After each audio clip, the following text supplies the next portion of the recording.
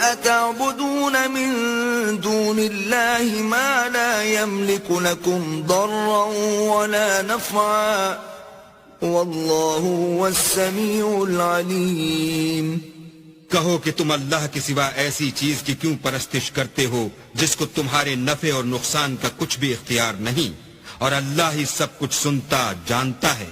قل يا أهل الكتاب لا تغلوا في دينكم غير الحق ولا تتبعوا أهواء قوم قد ضلوا من قبل وأضلوا كثيرا وضلوا عن سواء السبيل.